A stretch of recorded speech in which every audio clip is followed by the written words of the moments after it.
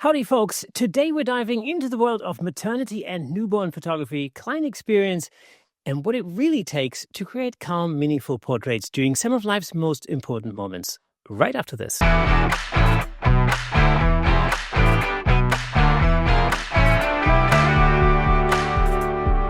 Welcome to Camera Shake, the show where we bring you the insider scoop on all things photography and videography, giving you a unique opportunity to stay ahead of the curve. We've spent literally hundreds of hours interviewing some of the most respected photographers on the planet, giving you access to real-world knowledge and experience you won't find anywhere else. As always, I'm your host, Kirsten Nuts, and if you enjoy free podcast and YouTube content like this, there are a couple of ways you can support the show. You can grab yourself some official Camera Shake merch over on our store. I should be wearing some, but I forgot. But we got hoodies, tees, mugs, the whole lot. Or if you're feeling extra generous, you can buy us a coffee over at buymeacoffee.com/Camera Shake to help us keep creating more episodes like this one. Absolutely no pressure though, but just know that your support generally makes a difference. Right. Without further ado though, I'm really excited about today's conversation. Joining me is Ashley Lowder, a maternity and newborn photographer known for creating a calm, empowering client experience and beautifully refined portraits that go way beyond just pretty pictures. Ashley, welcome to the Camera Shake podcast this week. Hi, thank you for having me. Cool. I'm so glad to have you on the show. We were talking about this, for a little while. And of course, we just recently met over in Nashville at Imaging USA. How was that experience for you? Oh, it's always phenomenal. Especially getting to see people. I got to see you again. I think I met you in Dallas was the first time. And I always love it. I love going to imaging. Yeah, it's a great, I think it's a great community experience. I think that's the thing that, gets me to go to shows like this. Yeah, absolutely. You get to rub shoulders with some of the best in the industry. You get to have new ideas, get to really just kind of be with your people.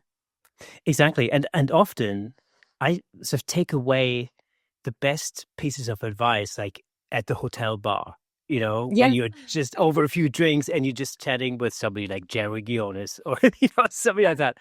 And you're like, oh, okay, that's a pretty good idea.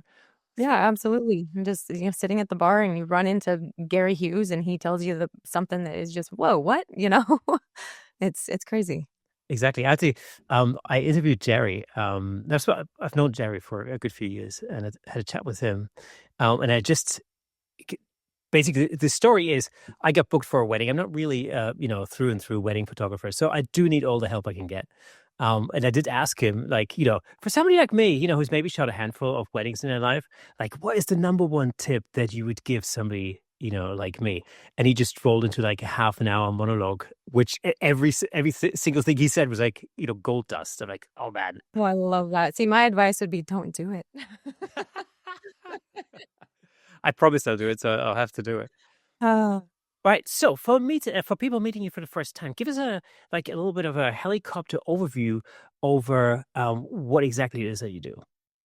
Well, what I do is it's very simple. I do maternity and newborn portrait photography in studio, but I do it a little bit differently. It's not meant to be like a, hey, come here, I'll take your pictures and give you the digitals. It's meant to be an experience. It's meant to be something that they can really come into and kind of, I equate it to almost like a spa day for mom, in that it's meant to be a pampering type of thing, an empowering thing, something that she can really just enjoy and not stress over. That's interesting. It's actually a really interesting thing, which is why I love talking to you about it. Well, I don't know very much about it myself, but also because I realized that when it comes to maternity and newborn, it's, especially with newborns, it's not really just about photographing the baby. It's also, it's really about the experience that the parent, gets at the same time. Yeah. And I believe you have children, right? Yes. Yeah. And I know when they're babies, especially first-time parents, you cannot be prepared for how stressful that is, and living on no sleep and just every little thing can be something that sets you off. Your coffee could be the wrong temperature and all of a sudden your day is ruined. So making sure that they have a great experience is paramount for everything. I'm just thinking back to when my daughter was born, and I remember we had to get a passport photo because we were traveling to Germany, literally within weeks after she was born. And so it was a rush to get a passport, and and so we had to get a photo taken. And I wish I had thought about it at the time, and I wish I'd sort of thought about getting a newborn session, for instance, with a photographer. As it happened, the passport photo that I took was just probably one of the ugliest photos of a human being ever. It was As they terrible. tend to be, yeah. I don't show nope, I don't show that to anybody. That's exactly. Um, so how did you first get into maternity and newborn photography? What was your sort of route into that? Oh boy. Okay. So, originally when I went to school for fine art and photography, I actually told my parents at the time I refused to be a portrait photographer. I'm not actually a people person. I'm definitely an introvert. I don't love making small talk. It's not my thing. I don't like being in crowds. I get very anxious. But I happened to kind of fall into it as a lot of moms do when I had my first kid. And those photos are horrendous. They're awful. But um, but I kind of fell into it, and I was in school at the time and realized that, like, hey, I'm pretty decent with babies. Like, I can do this. And started getting asked to do it, and it kind of snowballed from there. But I really focused on how can I make this a legitimate business and not just something that I'm doing as a mom on the street with a camera. And I think that was kind of my diverging path that some people don't take when they meet that situation. So what was the moment where you realized that that was definitely the niche for you? Probably when my niece was born. She was actually born. You know what? Going back, I actually got things out of order. I photographed my niece first before my daughter was born.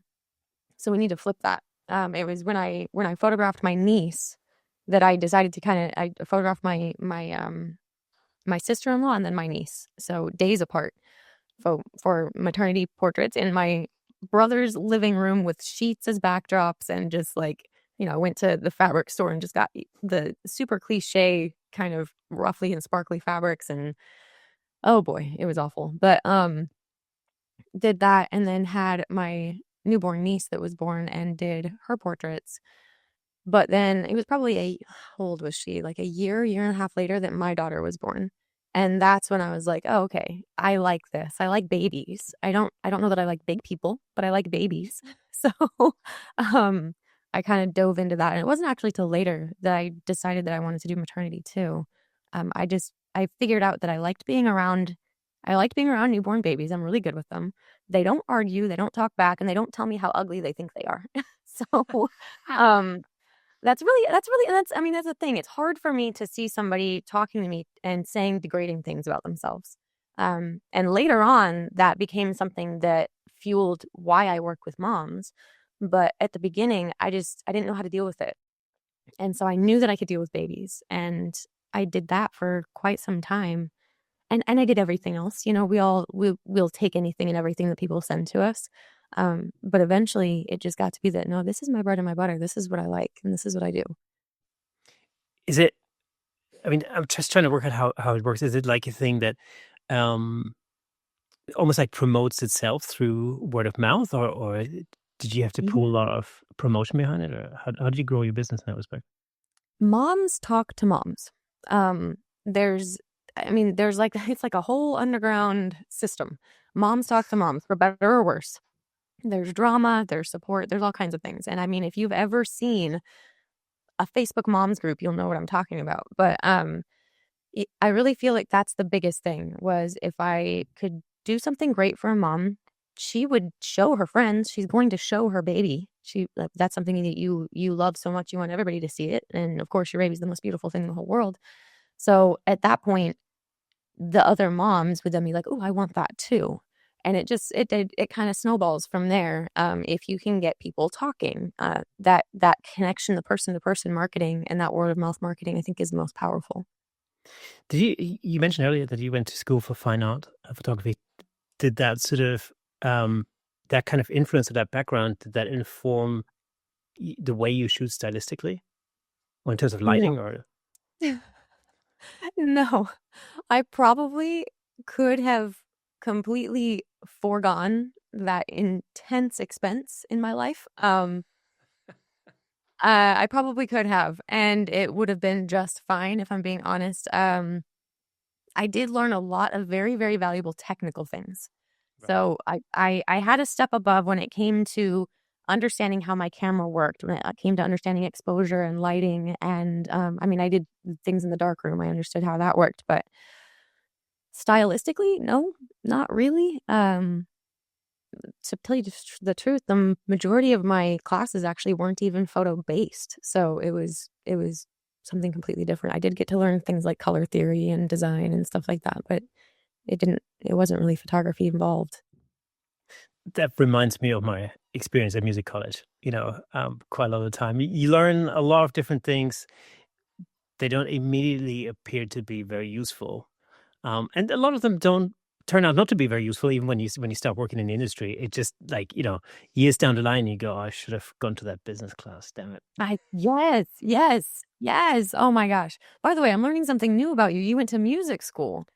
Yeah, so I actually so I had a career as a session musician for about 20 years. I'm a musician. I Oh, don't are know if you? you know Okay. that. I Yeah. didn't know. So I am a musician. In fact, one of the reasons why I have this setup is because I've got it set up to a bunch of different things as I will sing on on the internet. I've got a guitar over here, got my drum kit. Hey. I've been a musician my whole life, so that's kind of cool. Oh, cool. Well, I've been a guitarist all my life. I don't sing for the benefit of humankind. I'm But primarily a drummer and a vocalist, but I've played all kinds of instruments. That's funny. That's great. yeah, cool. See, if we'd known it, we should have had a jam in I Nashville. know, right? In Nashville, of all Yeah. places. In Nashville. Next time, I'll just load my kit into the back of the car. We'll go Yeah, ahead and do it. cool. How long did it take you to get to Nashville? Because you're in Alabama. I'm in Alabama, northern Alabama, so it's 2 hours on the dot for me to get to Oh, Nashville. It's not too bad. that's not too bad at all. Awesome. All right, cool. So how would you describe your style when it comes to if you had like 3 words, let's say, how would you describe your style in 3 words or one short sentence? Oh, detailed, classic, and rich, I think, would be the words I would go with. I am very nitpicky when it comes to details, especially with babies, their hands, the way the fabric is laying, anything and everything. My camera's going to start tracking me again. I keep seeing my hands. And it's the same thing with maternity. But when I say rich, I mean rich lighting, rich colors, rich, just feel kind of that like it would taste like caramel if you Right. if you were to taste it. So uh, yeah, that's kind of how I would describe it. So I mean, the first thing that I'm always baffled, especially when it comes to baby. I mean, kids in general, but babies in particular. Like, how do you pose them? Do they? I mean, presumably they don't really. I mean, you can't exactly tell them like move your hand this way. Like, how do you actually pose them? I mean, I physically have to put them there. And that is something that comes with years of experience and years of practice, safety training, all kinds of things. And there's a reason why I definitely recommend that anybody looking to get into newborn photography or who is trying to do it now, please make sure you actually train with somebody. That's something I really believe in. Train with somebody as best you can, get the safety training, understand the little humans that you're working with because they are very small, very vulnerable little humans, and make sure that you're doing things safely. But I physically put them in the poses that I want to put them in, and really the two biggest things when it comes to posing a newborn is one, you can't be afraid of them. You just can't, because if you feel that tension and that anxiety and that fear, they pick up on it and Yeah. they get anxious. But also you have to be patient and you have to learn soothing techniques. You have to learn how to read a baby, how to read a newborn, understand when, they might be gassy or they might be hungry, or maybe they just need a break for a minute and we're going to rock in the studio for a second before we get going again. But it takes a lot of patience and a lot of practice. How long can you keep them entertained or let's say ready to shoot before they have to take a break?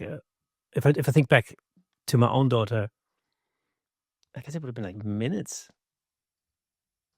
That's not the case for me. So I will Okay. tell you that your own children are going to be the worst clients you ever have. Every single time I photographed one of my own kids, I was ready to just throw my camera. I was done. It's different when they're your own children. For me, they're stepping away from mom. They can't smell mom. In fact, if she gets too close, sometimes they'll be like, I want food. Um, but when we're stepping away from mom, stepping away from any anxiety, stepping away from feeling or from being able to smell mom and all that kind of stuff, I can usually keep them calm for quite some time. I'll keep them soothed for an hour or two. And every now and then I'll get a baby that they do need to take breaks every few minutes. But I I think there's been one baby in 16 years that I've had to say, hey, we need to come back and it was just because she was having extreme reflux. They had to visit the doctor. And usually I can even deal with reflux babies and help them to be soothed in some way and get a great gallery. But I mean, I feel like that's a pretty good track record that in 16 years, I've only had one that I've had to say, hey, let's try this again in maybe a week or two. Yeah. That's actually quite amazing. I mean, an hour or two, that seems like a really long time. Um,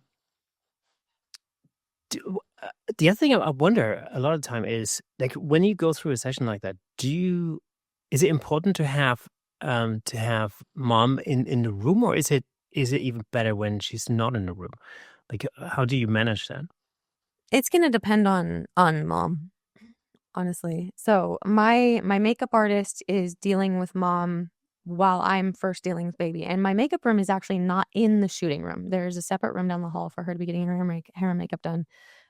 If dad or another family member is there, a friend, they are welcome in the shooting area of the studio at any point. They can be there. They can pull up a chair. They can sit right next to me. I don't care. And I make sure that they know that. I always want them to understand that, this is their baby. Like, I'm not going to tell you you can't be in the room. But a lot of times I'll get moms that they welcome the break for a minute. I work really hard to establish trust and to make sure they know that, hey, I'm a mom too. I've been doing this a long time. I am going to handle your baby with the utmost care. And I feel like that goes a long way in making sure that they feel safe with me having their baby, for one, and for them to be able to just be able to take a little bit of a break and just enjoy being pampered and having that makeup session done and, not having to think about it for just a little bit. And then they'll come back in and peek around the corner and be like, "Oh, what's going on?" I do kind of like it when they're not in the room, if only because when it comes to the reveal, I get to show them a surprise of like, "Hey, this is what we did." Yeah. But I don't mind them being in the room at all. I've even had moms take a nap.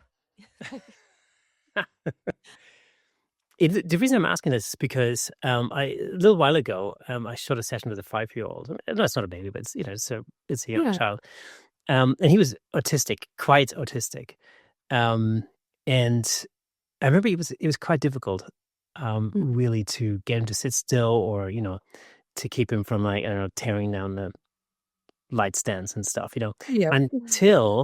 until his dad or his parents left the room. And when I was on my own with him, he was good as gold. He was perfect, and it was just that presence that just he was like a what I've got a saying here in English. What did I say? It's like Herding cats. herding cats. That's it. Yeah, it was exactly like that. It was, Yeah. man. Yeah, and that can be the case sometimes for some kids, and I've suggested that at times when it comes to toddlers, because 'cause we'll work with older siblings as well, and sometimes I have suggested that, like, "Hey, if you wanna try this, like, what you can step out of the room and see how he does." And that can be for a myriad of reasons. It could be that they feel safest when their parents are there, and so it's easier to let their guard down, and they can be a little bit crazy, and when they step out of the room, they're more alert, like, "Oh, what's going on?" So they have to pay attention. Um, it could just be a case of overstimulation. There's so many people in the room, so many people telling them what to do, how to be, where to go, and it's a lot. And you can feel that. You can feel that in your body, and it kind of feels like it needs to get out. And yeah, I've worked with quite a few neurodivergent kids, and there's just if you've met one, you've met one, and there's all kinds of different situations that can come across. Oh yeah, absolutely. I mean, in this case, it was quite obvious. I think it was easy for him to focus on one person, at a time. But the minute there were multiple people in a room, it was just really difficult. And so, his all of his responses went completely, array. Yep. As soon as it was just him and me, he was absolutely fine because he could focus on me and he didn't get distracted by the lights and the camera and all the schnizzle and all that kind of stuff. Yeah. So it made a huge difference. Um, what do you think? What do you think mothers are really hiring you for, aside from the picture? Um, Security or assurance. When I get people who, when I'm on the phone with them, I do a discovery call, which is not typical in the newborn community. If you were to gather up every single newborn photographer in just the US and, ask them the process, it would probably be 1% that Really? that Oh, that's interesting. that have a discovery call. The newborn niche in general is kind of its own animal. And like we were just at imaging, there's all kinds of photographers there, but the bulk of newborn photographers don't attend things like that. They don't go to imaging, WPPI, Shutterfest, they don't go to things like that typically. Um, they're we have our own communities that are kind of, and our own little conferences, our own little, Facebook groups. Obviously, we all have that, but it's almost like its own animal. And I wish I could kind of pull some of that and go, hey guys, look, there's more that you can learn from all these other niches, and like come over here for just a little bit. But one of those things for me has been treating these clients like a lot of luxury beauty photographers treat their clients, and how high-end headshot photographers or branding photographers treat their clients. And I want to have that discovery call. I want to learn about them. I want to understand their pain points. I want to understand their vulnerabilities. I want to understand what they really actually want, not just a pretty picture. And when I get on the phone with them and I have this conversation, they expect it to be 5-10 minutes. It's usually quite a bit longer because I get them talking. And if I can get them talking, it usually means that we're going to end up booking, and it usually means we're going to have a great experience. And the thing I hear most at the end of that call was, wow, you're really thorough, and that made me feel really good. I'm really excited now. And I think that assurance and that security of knowing I don't have to actually worry about this is everything to a new mom. Like everything. Hey, let me just jump in real quick to tell you about the amazing sponsor of this episode, Platypod. Platypod offers innovative camera support systems designed to unleash your creativity. With their stable, versatile, and portable solutions, you can capture stunning shots like never before. And I'm not just saying that. As the host of the Camera Shake podcast, I can personally vouch for Platypod's incredible products. They've become an integral part of the show. In fact, I'm surrounded by various Platypod products holding up lights, cameras, microphones, and so on. It's really helped to transform the way I make the show and the way I shoot at home, in the studio, and on location. But don't just take my word for it. Explore Platypod's website at www.platypod.com to discover their range of products, including the Platypod Extreme, Platypod tripod heads, and the brand new handle, of course. Make sure to follow Platypod on Instagram and Facebook at Platypod Tripods for exclusive updates, tips, and giveaways. By choosing Platypod, you're not only investing in your photography, but you're also supporting the Camera Shake Photography Podcast. Thanks again to Platypod, our amazing sponsor. Platypod, where innovation never sleeps. All right, super quick timeout. If you're enjoying Camera Shake and fancy supporting the show, we've got Camera Shake merch available right now. Grab a hoodie, a tee, or a mug. Look good doing it, and help us keep the lights on. Links in the description. Now back to the good stuff. Absolutely, because the baby is the most precious thing they have in their lives. I mean, the stress itself of just organizing this portrait session, especially when that's not your forte, that's not your zone of genius. I like, what do we wear? What do we bring? How do I prep baby? What am I supposed to do? Do I feed him? Do I not feed him? How long do I keep him awake? I don't know. Do I have to pick the backdrops? What kind of, do I have to tell her what poses I want? I don't like the fact that I tell them, you don't have to do anything. In fact, I've told, in part of my discovery call, I actually tell them, you can show up with your baby and a diaper bag and I'll take care of the rest, or your baby in a diaper and I'll take care of the rest. And I stopped saying that, or I started qualifying it when I actually had somebody show up at my door with their baby in a diaper by itself and nothing else. And I was like, "Oh, okay. Well, we took that literally." Um, but, and I did. I still took care of everything else, but it was just kind of funny. That's my thing is I don't want you to have to worry about anything. We're going to make sure that everything's taken care of. I even go to their homes and help them figure out what everybody's wearing.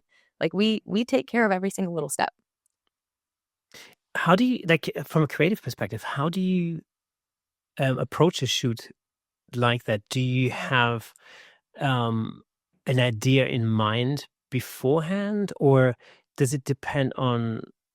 Do the parents pick a particular look, for example, or like how do you, from purely from a creative perspective, how do you put a shoot like that together? Well, we have a workflow. I mean, I think all of us do. We have a style, we have a workflow, and people are hiring you, I hope, because they've seen your work and they like your style. But that really comes down to the discovery call and the consultation that I mentioned at people's homes. Because if I can get them talking about like what is important to them, um, even aesthetically, colors that they like, what they've seen that they love.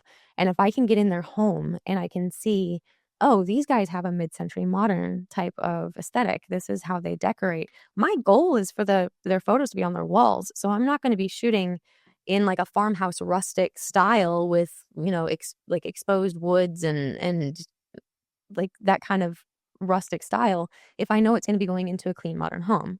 So that being able to see their home and being able to talk with them one on one in that intimate kind of situation, that's really where it comes down to it. And I even take pictures in their home so that I understand what I'm designing for. But as far as the session itself, we have a workflow there that pretty much all of us have. That's actually super interesting. I never thought about that. That's a really great idea. Because of course I'm just sort of realizing, I mean, this should have been obvious, but I'm just realizing that, of course, your end product is going to be ultimately, I think, I would assume most of the time it's going to be a print on the wall of some description. So to make sure that that fits into the environment makes perfect sense. When you really think about it, it's like, it's a no-brainer, Yeah. actually. And I think a lot of us know the whole like, hey, have your client take a picture of the wall where they want it, send you the photo. One, they never do it. I think I've had one client ever do that. So if I can get in their home and take the picture myself, then I've got it. But two, if I've got a picture of a wall, I've got a picture of a wall. But what's behind the wall? What are the fixtures like? What color is the furniture? What kind of decor do they have in the room? How about their TV setup? Like, what does everything look like? What does the room feel like? And if I can emulate that, or if I can talk to them about, hey, do you even like the way your home is decorated right now? Because I'm going to tell you, 80% of the time, I'll ask them about their home. They're like, oh, I don't really like it. Like, or we're in the middle of remodeling, or we're moving, we're building a house. Almost every time that I talk to somebody, that's how it is. I'm like, okay, that's cool. What is your ideal? If you were able to walk into whatever your favorite decor store is, what would it look like? What would you buy? What would the colors be? What would the style be? And if I can help them in that way, one, that's treating a need. That's like going to, hey, this is my pain point. I don't like my home right now. I want it to be more like me. But the other thing is that establishes me as an expert, as me being able to say, okay, great, I'm going to help style your home, and kind of puts me in a similar line or similar vein as an interior designer and like a custom furniture designer. And that's what I want, because I am branding myself as a luxury portrait photographer in those same lines, with the same type of clientele. So all of that kind of lends itself to being able to do that. And it makes perfect sense because when you were just talking, the word interior designer just popped in my head. I thought this is exactly what an interior designer would do. If it's like if someone's asked to design, a particular, like if you're designing like a living room or something, and you're trying to find a piece for of wall art or something to go on the wall. That's exactly what you would do. You would think like, okay, Yep. well, what's the environment like? What are the people like? Da da da. So yeah, so I mean, it makes perfect. And in that luxury bracket, it's just that next level compared to like a walk-in studio where it's like, okay, you pick one out of these 5 looks that we've got, and that's Yep. that's it. Exactly. And there's nothing wrong with that. But adding the value of this is going to be custom means that I can charge custom prices. And then I can be sitting here on a podcast with you instead of having to be at the studio 6 times a week. It's just a different trade in time. Um, but I mean, it comes down, it's more than just that though. Like it comes, also when we're talking about what people want to wear, because I'll even have a conversation with people sometimes and they'll be like, well, I think we want to wear this color. We want to wear red. Walk into their home and their entire home is blue. And I'm going, are you sure you want to wear red? And that way, when we get to the end and I'm showing them the portraits, they're not going to get home and be like, I hate this. That is just me doing my due diligence as an artist to make sure that I'm creating something that will actually work for them. And ultimately, you do want to see that, that image on the wall, because if people come back and they go like, well, it just doesn't really fit anywhere, that's always, in a sense, that's a lot worse, because then all of that was for nothing, in a sense, because Yeah. that's the I think output. and I really truly believe more often than not, when left to the clients to try and handle, they don't end up on the wall. They stay in the phone and in the computer and maybe some prints in a drawer. But I think when left to the client, it really doesn't end up on the wall, which is why it is, I feel like, my responsibility that if I want my art on the wall, I need to make it happen. So run me through your entire process, so from onboarding to final delivery, because I find that really quite fascinating. Uh, so imagine somebody calls and goes like, "Hey, I've heard about your newborn photography. I'm really interested. What do we Yeah. do next?" Well, we have a conversation on the phone right there. I've got a whole, not to say script, but list of questions that I ask that we go through.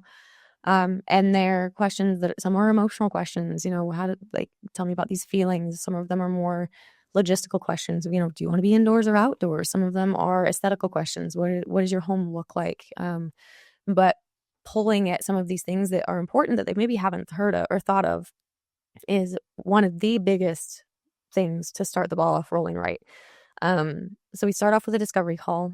On that call is usually when I end up booking both an in-home consultation and their session. So with the in-home consultation, I go to them, I will drive to them, and there's a distance that I'm willing to drive, and it's probably further than you expect. But I will go to their home. We end up talking about the session in detail. I will talk to them about any of their fears, any insecurities, any worries. But we also talk about what we're really excited about. We talk about colors. We really kind of plan out all the details. And this is really what gets them excited. Like, oh, okay, this is real. I can't wait. The biggest part of that session, the consultation for them, is usually the clothing, because I find that tends to be the most daunting part of planning a session for any mom, any woman. Is I got to figure out what I'm going to wear. I got to figure out what my husband's going to wear. I got to figure out what all these little monsters are going to wear. What am I going to do? And so I will actually go into their closets with them. And there's something about, like, inviting somebody into your closet is a pretty intimate experience because, I don't expect that anybody's going to have their home perfectly clean. And that gives me the opportunity to be like, oh, you should see the pile of laundry that I've got behind my bed right there that you can't see. Like, we live in our homes, and that gives them the permission to be human and to just be real with me. And if I can be real with them, then that kind of opens up more communication pathways. But I will pull out clothes for them. We will get them set aside. I will actually set them aside in their closet for all of their family. We will go through digitally, just look at the gowns that I have in my studio. I've got 2 or 3 racks of gowns for my clients to be able to use. And we'll kind of pick things out, and I'll have them pulled out in the studio when they get there. And then, so that's the biggest thing for them, is they get to see that I know what I'm talking about. They get to have, like, the expertise of somebody showing them and holding their hand and telling them what to do. But for me, the biggest part is that I get to see their home. So I get to, like I said, look at the fixtures, look at the colors on the walls, look at the furniture, and just the feel for the home. And I also get to establish that rapport, that more intimate rapport with them. And it's also a really, really great opportunity for me to hand them my products and be like, here, hold this. Look at this. This is our end goal. It's one thing to talk about it, and it's one thing to show them pictures on a computer, but to have them hold it ahead of time and to fall in love with it ahead of time is one of the ways that we assure that we're going to have a good sale on art pieces later. So that is a big part of it too. And honestly, those 2 things, the discovery call and the consultation, are my 2 most, like, crucial things in my whole process. But after that, we do the session. So they'll be in the studio. We have hair and makeup that's there with everybody. I mean, it's a pretty standard experience. They get hair and makeup. I take care of the photos. We try to be as positive and upbeat as possible, and they get to go home.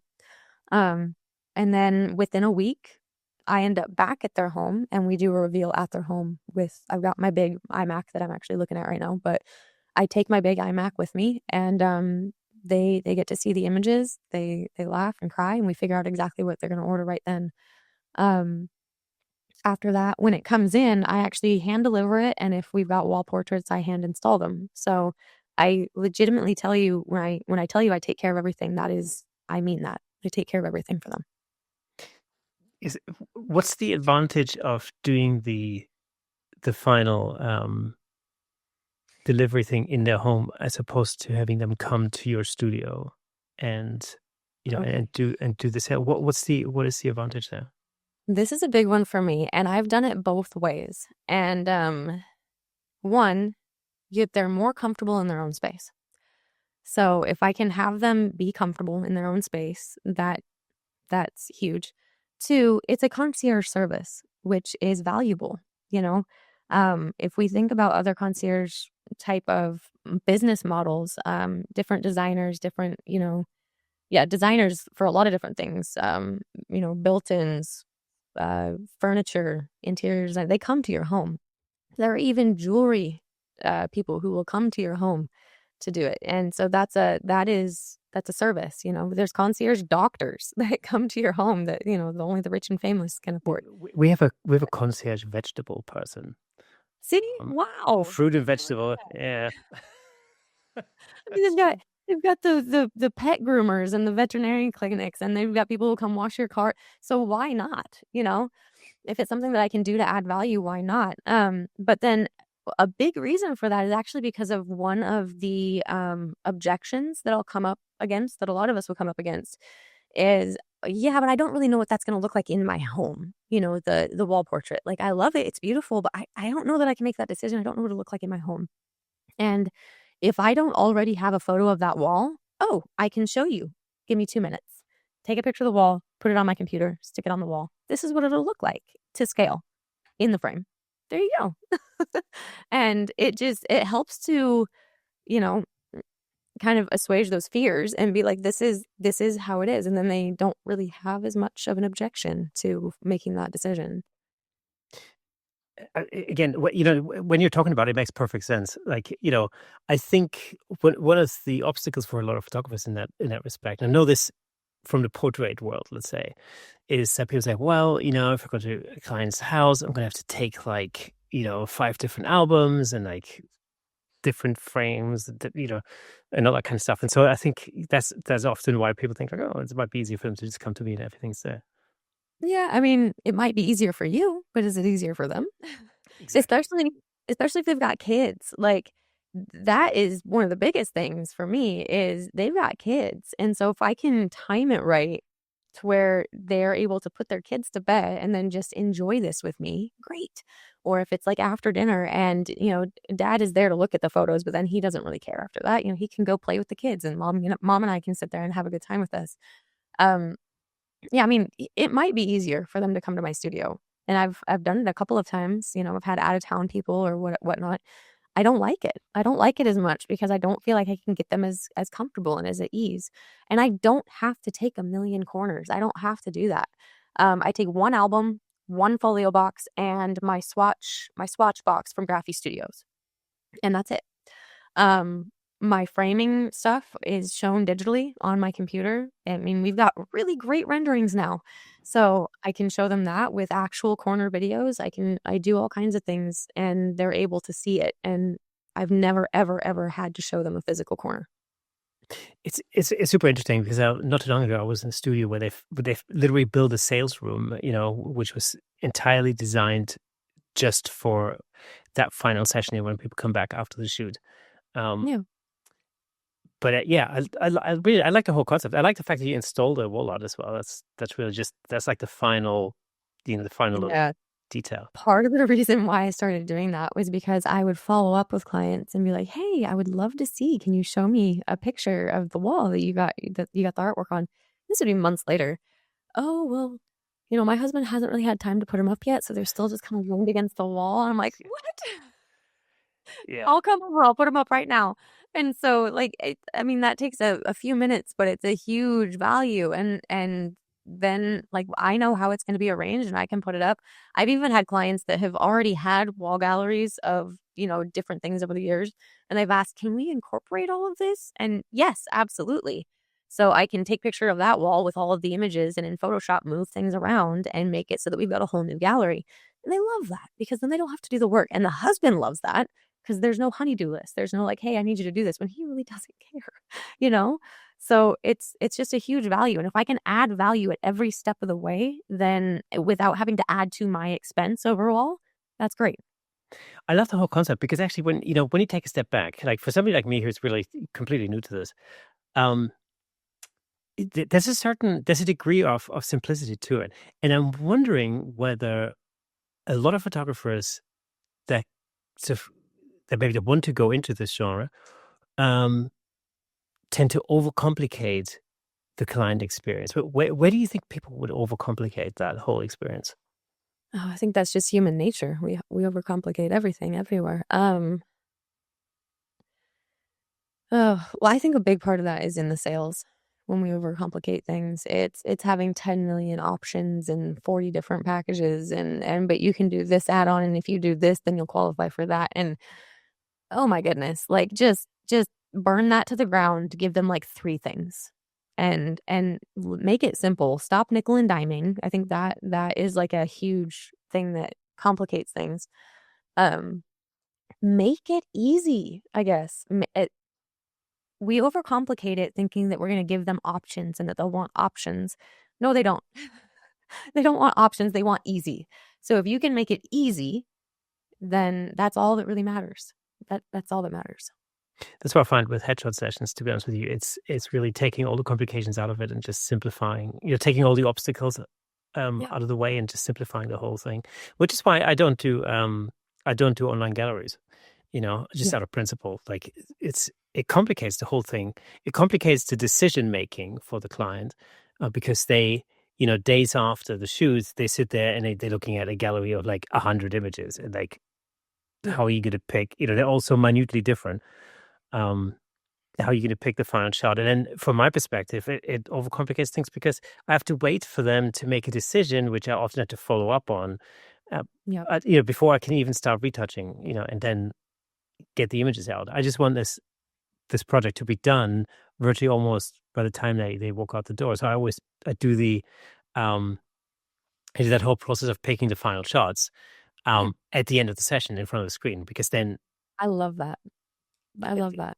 I mean, because in the beginning, I remember in the beginning, years ago, I used to think like, oh, which online gallery is going to be the best? Is it going to be Pixie Set, or is it going to be this or that?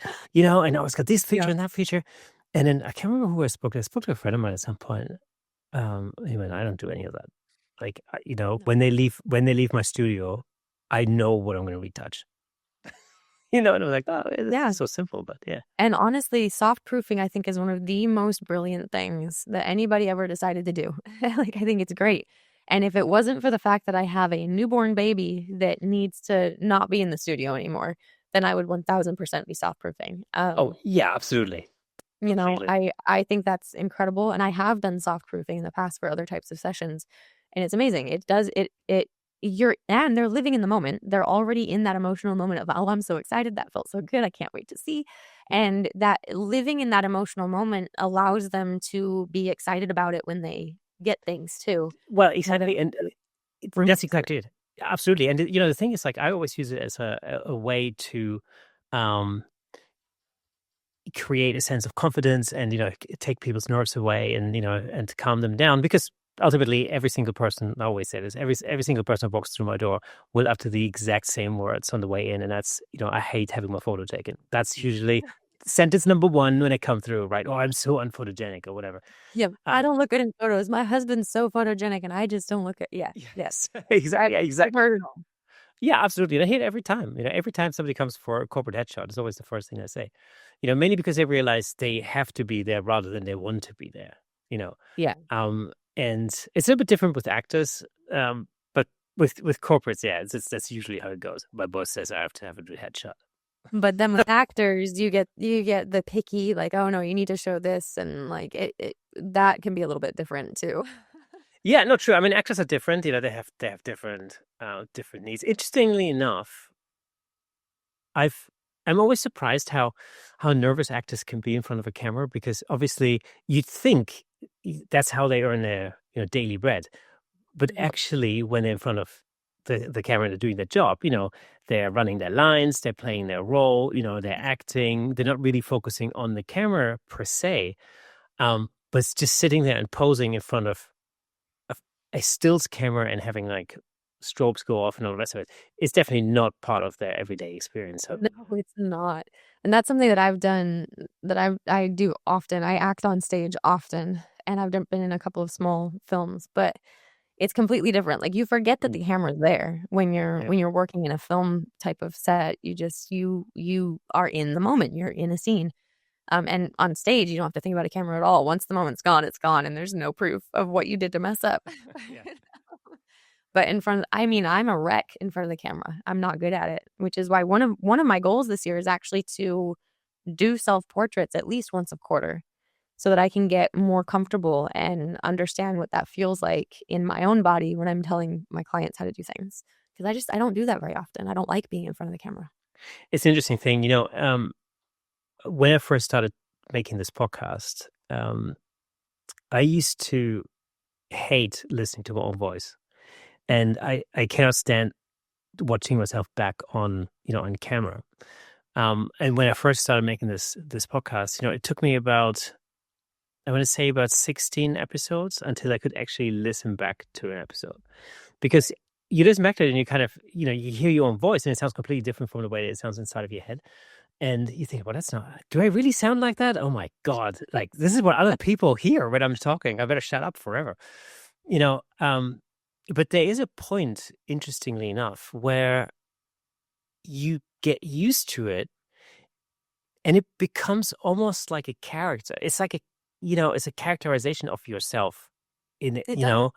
in a way. And so now when I look at myself on social media or, on the podcast or something, it's, it's sort of it's a different facet of who I am. And I've completely and fully accepted that I sound like an idiot, Dude, in my you head. don't sound like an idiot.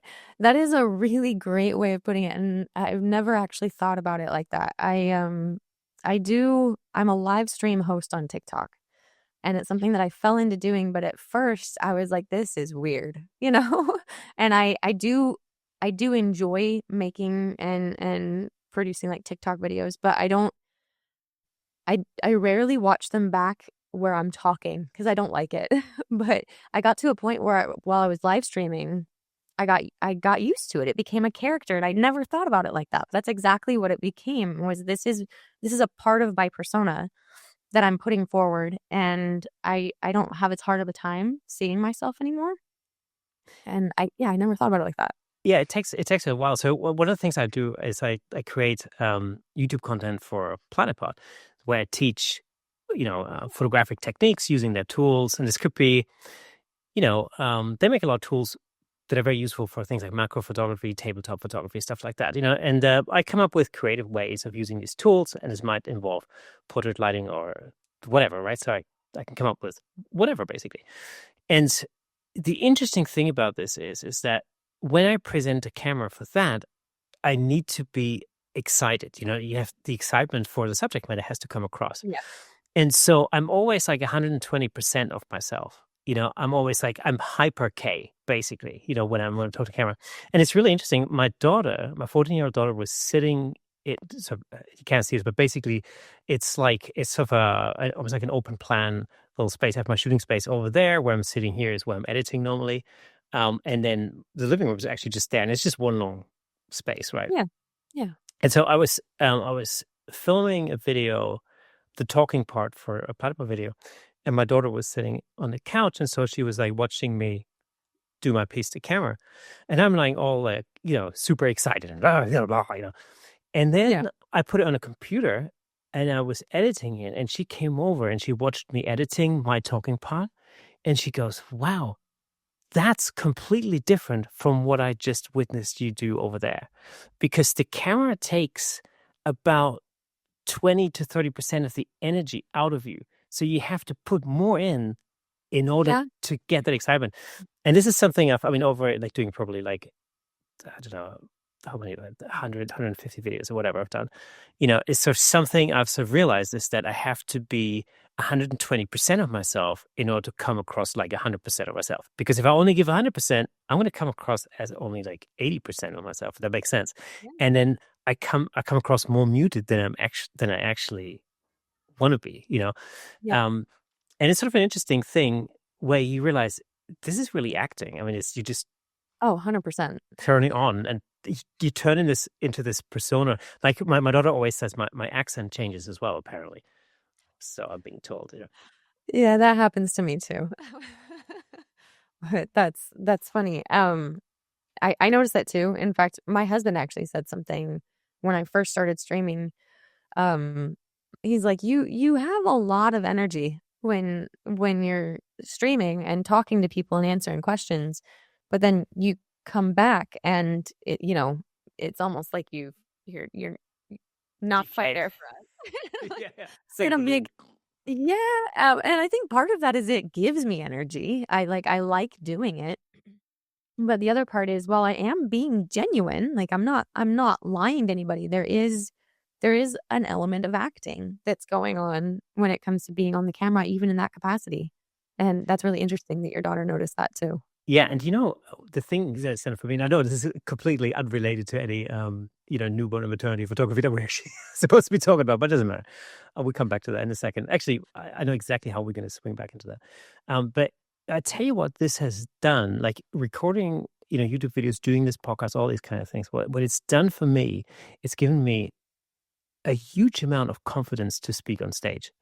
Yeah. That to me it's completely changed the way I present things on stage, and um, and the way I speak to an audience. It's because as a musician, um, I used to be, I never used to like being in the limelight or in the spotlight. Um, so the reason why I was predominantly a studio musician was because I used to like being in the studio and working behind the scenes. I didn't really like the performing part of it. Um, Really? yeah, so the performing thing was not why I got into music at all. It's to me, it was about making stuff. I used to like the process of making a thing. Like, you start with thin air, then you have an idea, then you go through a process, and then you Yeah. come out with, a song or a piece of music. Nice. And Yeah. yeah, exactly. Yeah. And photography is the same thing to me, and so is video.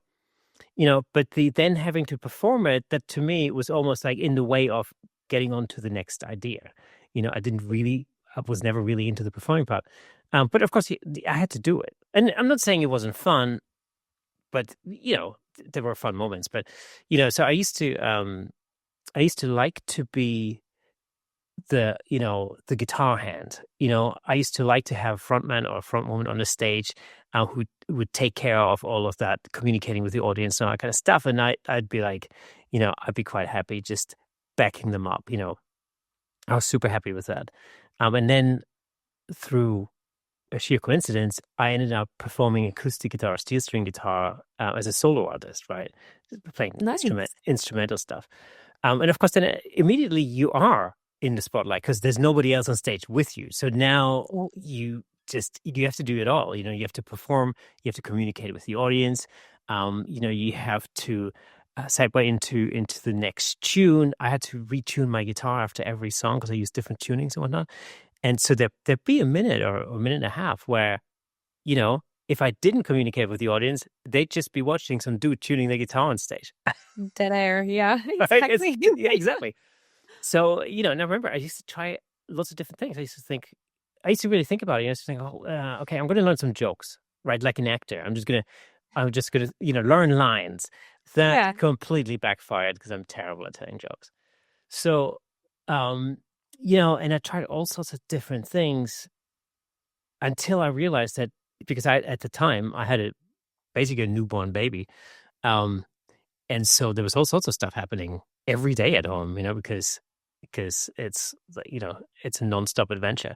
So I could just basically really talk about very simple things that had happened to me that week, and it would Yeah. people would be interested, and people would always ask me on the next gig, if they'd seen me before, like, oh, how's your daughter? What's happened?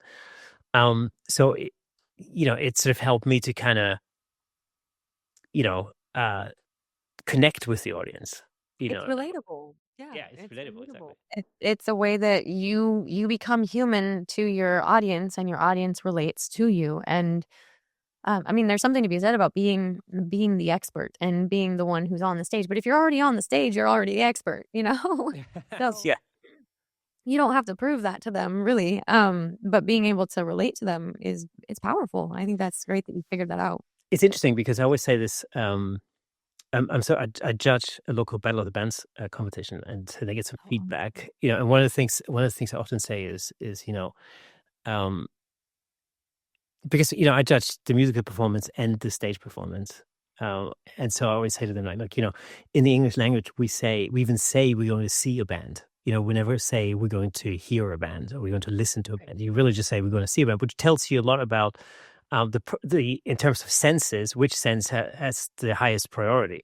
yeah. So if you do perform, of course, get the music right and play it well and all that, but you're gonna have to deliver it on stage. It's the visual Oh, yeah. experience is so important. Um, and coming back to photography, I often see that actually with people that I meet at places like imaging, for example, where people are literally a persona when they're either in front of the camera or in front of a client, and then when you talk to them in private, they turn into a completely different person of us, which I always love because you get to the bottom of their personality. Yeah, that happens. I always, when I'm with my clients in the consultation, I try to be very professional. I want to make sure they know that, they're in good hands and all of that, which they are. But then I have to warn them, like, when I get behind the camera, I just need you to know right now I'm gonna be goofy. I'm weird. I can't hold back in that. And I am. I'm joking around, I'm jumping around, it's a whole different version of myself that comes out. And then away from any of that, I'm a totally different person. I mean, you've seen me in, like, at imaging and in groups and stuff. I'm the girl in the background. I'm the quiet one in the background that doesn't talk and just kind of sits there and listens. And it's a completely different situation how we present ourselves, on stage versus in a client versus in our studio versus in a group. And learning how to leverage that and how to, I guess, be the best version of yourself for the given situation is probably pretty important. Now, you mentioned TikTok earlier. That's actually interesting to me. Is that part of your sort of marketing strategy for your business, or how do you approach that? It's becoming that. So actually it was a very roundabout thing that came on. I have a series of chronic illnesses and chronic conditions, and one of them it causes rapid degeneration in all kinds of ways. But one of the biggest thing is in my spine. So the reason I'm telling you this is because over the last 4 years really, but the last 2 years especially have been extremely difficult medically. And I've had um 8 different procedures for my spine. Um, the last one was in August, and it was a large invasive procedure that required quite a lot of recovery. And so, as you can imagine, I wasn't doing a whole lot. I wasn't shooting. I couldn't even lift the sandbags to put on my light stands. Like I couldn't do much of anything. And so I kind of got depressed, honestly. And I enjoyed TikTok before. I thought it was fun to post behind the scenes videos, little Q&As, showing clients photos, and I had fun doing that, but I didn't really dive into it. Well, after my surgery, I was really struggling both personally, professionally. I was having a hard time. And I was pretty depressed, and I found myself gravitating toward making silly little TikToks just to smile, just to find something fun, that I could do. I could sit, I could be a talking head. I can lip sync. And so I would do that. And then after a few videos, I was like, you know what? My professional TikTok account probably isn't the place for this. And so I created a new one. And it was just for me. It's like no mention of photography, nothing. It was just a TikTok account for me. And I started posting these videos, and they started getting views. I started getting followers, and before you know it, like I ended up getting an invitation to become a TikTok affiliate. promoting products. I was like, oh, this is interesting. This is kind of a little experiment to try. And I figured I might learn something through doing this and what it's like to work with brands and how the social media atmosphere works when promoting products and stuff like that. So I ran with it. And they do a trial thing where, you're kind of on like a trial probationary period until you reach so many followers. Well, I reached that many followers and I started this in October. So, it's only been a few months. I started this in October and before I knew it, I was a full-fledged affiliate out of that trial period. And I was posting these videos and ended up starting to go live and started live streaming around the same time. And I ended up with people who'd come back every single time and they would ask me questions and they were paying me to do this. And I started learning about how the platform works and what's involved with it and how it can be leveraged and different ways for it to support your business and how to monetize on the platform and ways to use it as a funnel to come back to your business. And I started talking to other friends and photographers going, why is nobody using this? Why are there no photographers that I'm seeing really, like virtually none? I know there are some, like really leveraging this and taking this platform and going, hey, hold on, I can do this and it can help me in my teaching career. It can help me in my speaking career. It can help me in my photography career. Just by creating a community that will come and listen to me just like this. Like this is my streaming setup. You can't see the whole thing just because of where we're cut right now, but this is my streaming setup. And oh, there he goes. He's gonna change it. So, I mean, I'm in my freaking bedroom right now. It's nothing special, but like I show off who I am. I'm a photographer. I'm a complete nerd. I'm a bookworm. I like silly things. And we talk about art. I'm an artist in multiple different genres. I do art tutorials. I talk about how to use your camera. I talk about how to use watercolors and graphite and all kinds of things. And people kept coming back. And now I've got a Discord channel for it. And I'm talking to other photographers about how this can be used to kind of bring people in to where you want them to be, whether that be for your teaching, speaking, or your photography, and to not be stuck. We get stuck on the platform that we know, even when it's not working. So, you might be stuck on Facebook and that's great, but is your client on Facebook? Or are they now moving over to TikTok? And have they been moving over to TikTok? And you're sitting there going, why am I not getting the views on Facebook anymore? Well, maybe we need to move and try something new. And this has just been something really, really fun that I've been able to learn about very quickly. And I kind of feel like I'm sitting on a gold mine and nobody's taking it. I'm like throwing money, like, here, take it. And nobody wants it. But I think it's fear. People are afraid of what they don't know. And it's a really, really interesting platform that has become super cool. How do you what do you think is the best way to leverage that? Because I think one of the traps when it comes to social media in general, no matter whether it's Insta Reels or TikTok or whatnot, is that photographers often think that if I talk about photography, it will put me into this sort of expert position. But what I found, for example, is, I have a lot of photographers following me. They're not my clients. There might be potentially listeners to the podcast, which would be awesome, but they're not my clients. They're the photographers. And I think that's kind of one of the dangers, because a lot of photographers, not all, but a lot of photographers are into photography because they love photography. And so it seems to be the natural thing to talk about when you're creating a TikTok, a channel or an Instagram account or something. But where does the real power lie when it comes to leveraging a platform like that? It's the same thing that you talked about being on stage as a soloist. It's the exact same thing. It is relating to your audience.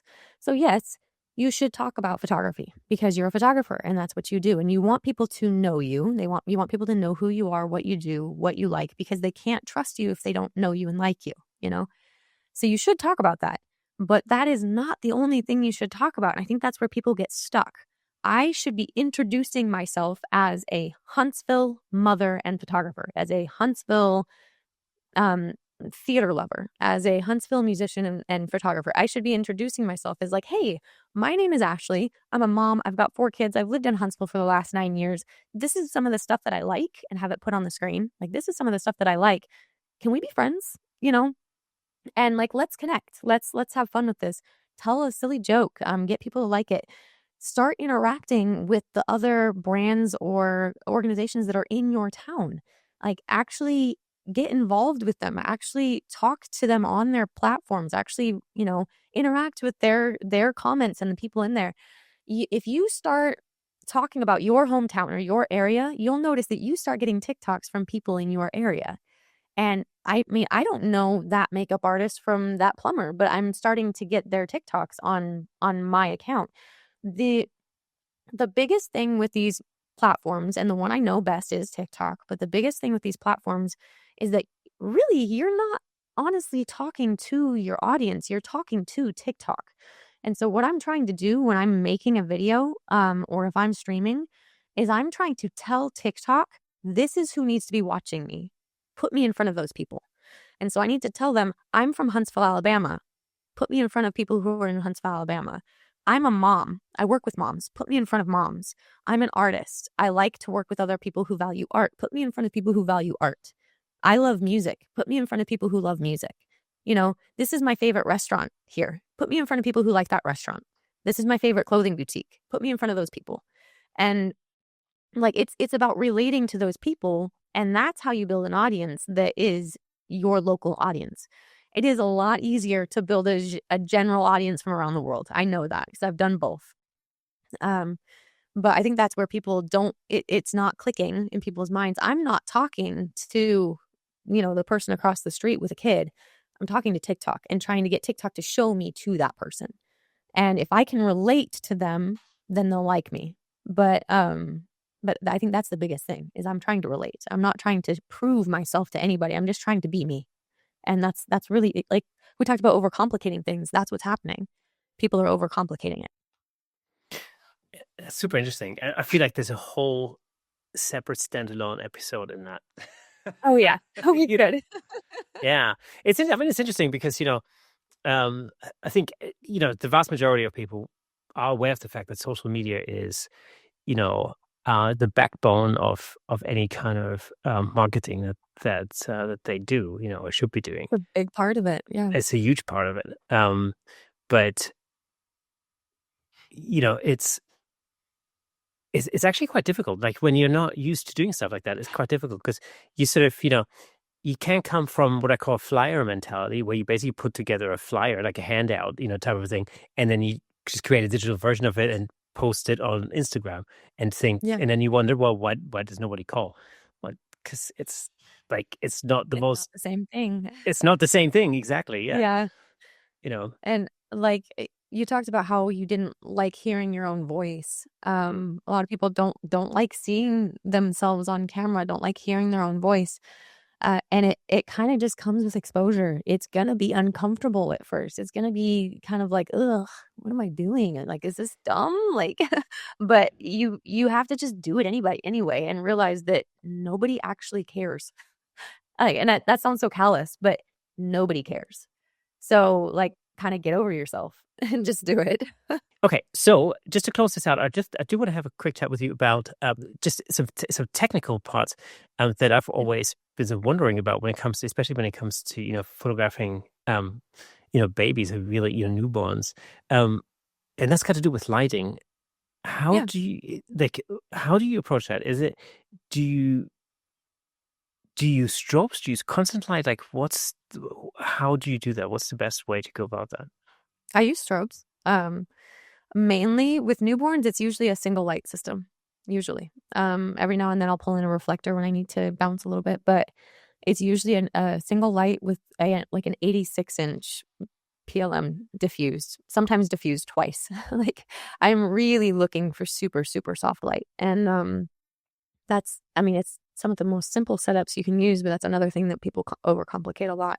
So that's one of the things that I've taught when I teach workshops and stuff, is like let's learn lighting, and then let's learn how to just understand that this is very simple when it comes to newborns. Yeah, let's learn lighting with one light to start with Yeah.